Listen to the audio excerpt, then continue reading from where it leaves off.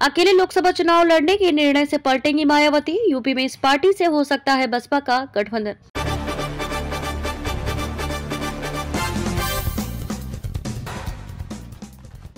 बसपा प्रमुख मायावती अकेले ही लोकसभा चुनाव लड़ने के निर्णय से पलट सकती है। प्रदेश में बसपा का कांग्रेस से गठबंधन हो सकता है। दूसरे राज्यों में भी पार्टी क्षेत्रीय दलों से गठबंधन करने की संभावना तलाश रही है।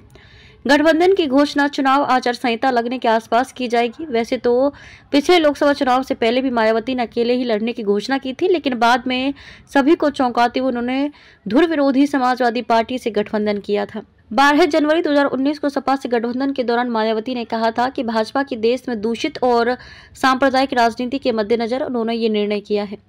गठबंधन करके चुनाव मैदान में उतरेंगी मायावती। गठबंधन के तहत 38 सीटों पर लड़ने वाली बसपा को 10 सीटों पर सफलता मिली थी।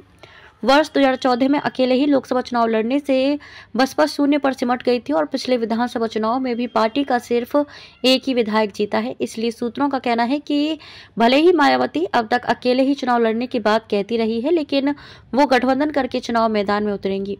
सूत्र बताते हैं कि बसपा का कांग्रेस से गठबंधन हो सकता है। रालोद के एनडीए में जाने और जिस तरह की 17 लोकसभा सीटें ही उसे मिली हैं, उसको देखते हुए कांग्रेस भी सिर्फ सपा से गठबंधन में अपना कोई खास फायदा नहीं देख रही है। वैसे तो पहले से ये चर्चा होती रही है कि कांग्रेस सपा के साथ ही बसपा से भी गठबंधन करना चाहती है, लेकिन सूत्र बताते हैं कि मायावती तो सपा के रहते कांग्रेस से गठबंधन करने को तैयार नहीं है।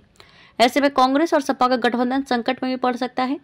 पश्चिमी उत्तर प्रदेश में हो सकता है फायदा। बसपा प्रमुख जैसा चाहेंगी वैसा करने को कांग्रेस तैयार बताई जाती है।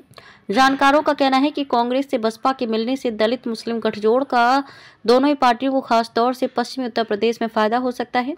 उल्लेखनीय है कि बसपा ने तेलंगाना राज्य में भी भारत राष्ट्र समिति BRS से हाथ मिलाया है।